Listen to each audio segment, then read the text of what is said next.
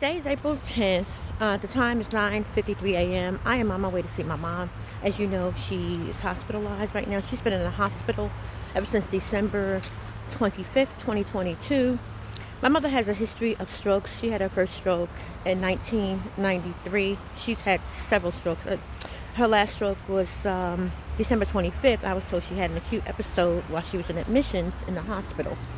But prior to that, her last stroke was 4 years ago. She had an intracranial bleed. And so here we are today. So she's been in the hospital since December 25th.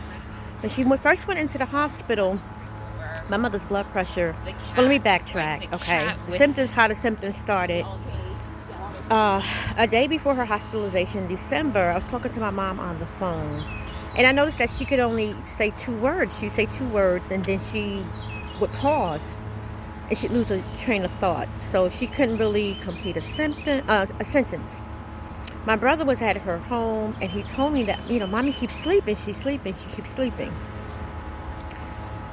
I said, check her blood pressure. He checked my mother's blood pressure. It was like 210 over 100. I said, you need to call 911, which he did. He called 911. He called paramedics. They took her to the hospital, and she had a stroke while she was at the hospital in admissions, which they told me after the fact. So they kept her.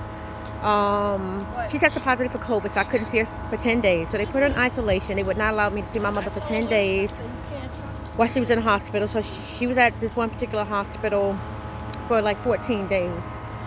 Once I was able to see her, I went to her room. I was able to see her, but by that point, she was kind of in and out of it because of the medication. But I had no idea of all the medications that she was on. Oh, yeah, that's true. So after leaving this particular facility, they sent her to rehab. Okay, so she went to a rehab facility, and she was there for 2 weeks.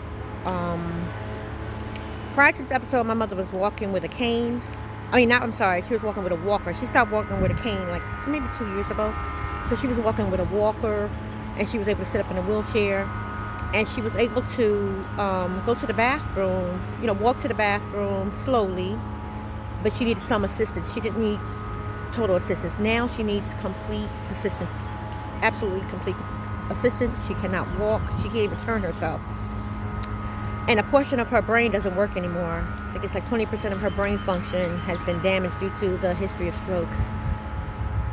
I found out maybe 2 weeks ago that my mother was on SEROQUEL 25 milligrams. And I don't understand, why would you prescribe SEROQUEL 25 milligrams to a patient that does not, my mother's not psychotic. She never had a history of being on psych meds. But throughout the course of this hospitalization, she was prescribed SEROQUEL 25 milligrams. That medication is an antipsychotic and is prescribed to psychiatric patients. My mother's not, she has dementia. She's 78 years old. He doesn't have to do that. She's bedridden. She can't walk. She needs complete assistance. She can barely speak. She can say a couple of words.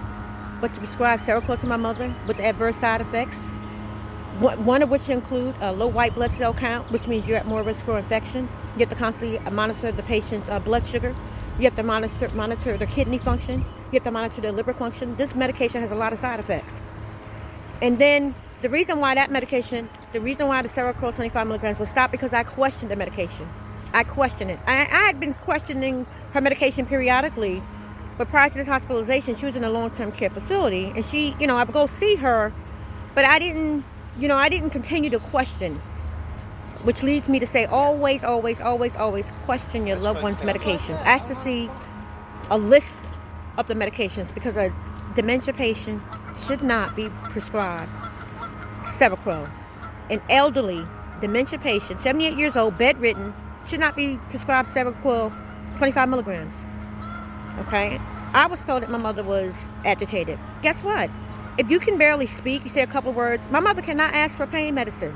Her brain doesn't function to allow her to ask for pain meds. She can't even turn herself. She's completely helpless and totally dependent on healthcare workers to treat her with respect and dignity and take care of her. So now we are here today, and I'm on my way to see her now. Visitation starts at 10 a.m. and I never know what I'm going to encounter once I arrive to her room.